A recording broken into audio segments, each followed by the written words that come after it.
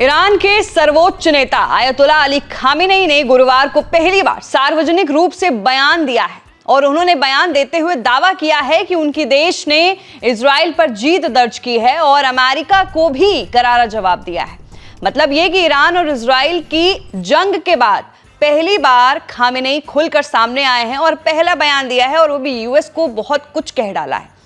उन्होंने असल में ऐसा कहा है कि ईरान ने अमेरिका के मुंह पर जोरदार तमाचा मारा है। खामेनेई ने यह टिप्पणी युद्ध विराम की घोषणा के बाद की, जो अमेरिका की मध्यस्थता से मंगलवार को लागू हुआ था। ईरानी सरकारी टेलीविजन पर टेलीकास्ट की गई एक वीडियो संदेश में खामेनेई आगे कहते हैं कि इस्लामी गणराज्य विजयी रहा और बदले में अमेरिका के चेहरे पर तमाचा मारा। उनका ये बयान उन खबरों के बाद आया जिसमें कहा गया था कि ईरान ने सोमवार को कतर स्थित अमेरिका सैन्य अड्डों पर मिसाइल हमला किया था। हालांकि इस हमले में किसी के हताहत होने की खबर नहीं आई है सामने, लेकिन अमेरिका ने क्यों हस्तक्षेप किया, ये बड़ा सवाल है। खामेनेई ने अपने संबोधन में अमेरिका पर भी तीखा हमला बोला और उन्होंने कहा, अमेरिका ने केवल इसलिए हस्तक्षेप किया क्योंकि उसे लगा कि अगर उसने हस्तक्षेप नहीं किया तो जायोनिस्ट शासन यानी इजराइल पूरी तरह तबाह हो जाएगा। उन्होंने ये भी कहा कि अमेरिका को इस युद्ध से कोई लाभ नहीं हुआ।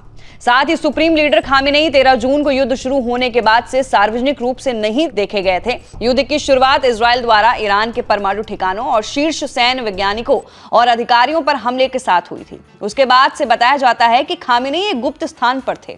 19 जून को उन्होंने एक वीडियो संदेश जारी किया था, लेकिन वो उनके बंकर से ही रिकॉर्ड किया गया था। अब गुरुवार को उन्होंने एक और वीडियो संदेश जारी किया है, जिसकी पहले से घोषणा ईरानी सरकारी चैनल और उनके सोशल मीडिया पेजों पर की गई थी। इस वीडियो में उन्होंने इजराइल पर जीत के लिए अपने नागरिकों को बधाई दी और कहा कि ये एक ऐतिहासिक पल है जिसमें इस्लामी गणराज्य ने अपने दुश्मनों को साफ संदेश दिया है। तो फिलहाल के लिए जब इजराइल ने हमला करना शुरू किया था ईरान पर, तो खामेनेई बंकर में जाके छुप गए थे, वो भी अपने परिवार के साथ। तो उस वक्त वहां से उनका पहला संदेश आया था।